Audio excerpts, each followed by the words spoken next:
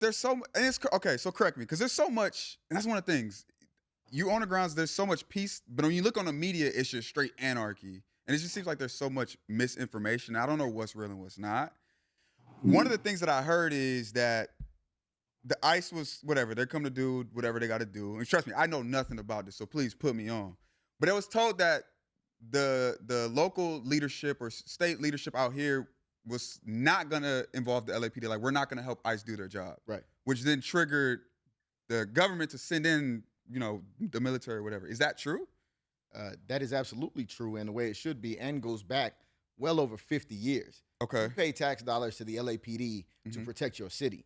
You pay tax dollars to the state, which runs the highway patrol, to protect your highway. You pay tax dollars to the Fed to run their agencies, and they're responsible for their job. They shouldn't be double hitting you by using all of your local resources as well. Okay. Right? They should be tapping into your schools, tapping into your local infrastructure. That's your job. You do your job. We don't go overseas send the LAPD to fight wars. Feds, y'all fight wars, except we don't send the LAPD out to Iraq and to fight these pointless wars. You know what I mean? So that's a normal thing. How did it get so, like, when did it turn into what it is now? Or, like, why does it seem so violent now, all of a sudden? Buddy's playing politics, and then I send it to Doc. But he wanted this escalation on purpose. He being Donald Trump. Oh, absolutely. He wanted this escalation because, his base hates us. He didn't win California. He didn't take us. He didn't take black and brown people or poor people or working people. He took a different kind of base that hates California, everything we stand for, even though we're 1 in 8 total Americans. All Americans. California. He hates us. And so he wanted to escalate this. Many of us think to distract from other failures with the tariffs and other things, distract from the little fight with Elon last week. That was crazy. It's super crazy. It just seems like, honestly, like an abuse of power, in my opinion. I mean, I'm not sure. I know California, we're now suing, the administration for doing that. But, like, do you have any knowledge of, like, is there legal grounds for that? Was military presence, like, actually necessary? Like, in what world was that called for? Dr. Xavier, what do you think? Yeah, I think it's interesting when you ask, is it necessary? It depends who's answering the question. I first would just like to talk about, there's been an increase in militarization of the police, of our protest movements for at least over 2 decades now, right?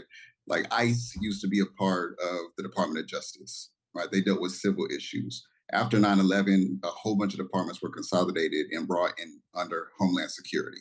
So all of a sudden, ICE, what became ICE, Immigration Enforcement, right? All of a sudden now their job was around national security, right? That changes the conversation. All of a sudden they're talking about terrorism. So when you have Trump starting his political career by questioning Barack Obama's birth certificate, is he really a citizen, right? He's saying, how can somebody named Barack Hussein Obama not be a terrorist, right?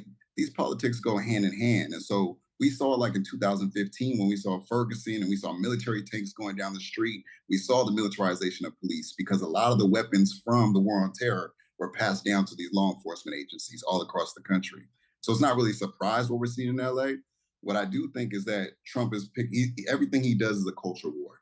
And he thought he could make an example out of Los Angeles. He didn't want to pick any smaller cities. He could have done the Bay. Right? He could have done a city in Texas. He could have done Washington, D.C., but he chose Los Angeles, this major economic hub on the coast facing China, a place where Hollywood is, where there's always cameras, right? And where there is this rich history of resistance. And he figured if he could take L.A., right? Because California, when I was growing up here, was a red state. We always had a Republican governor. Orange County was always red. It's not always the case now. Right. And so he has already said verbally he wants California back. So if he can make an example out of LA, a city where Karen Bass barely beat Rick Caruso, who is really a Republican running as a Democrat, right? He knew he could make this example. And so he's picked this fight on purpose. And it is to distract from the bill he's trying to push through Congress that's going to take away our medical benefits, right? It is to distract from all of that, from the issue with Elon Musk.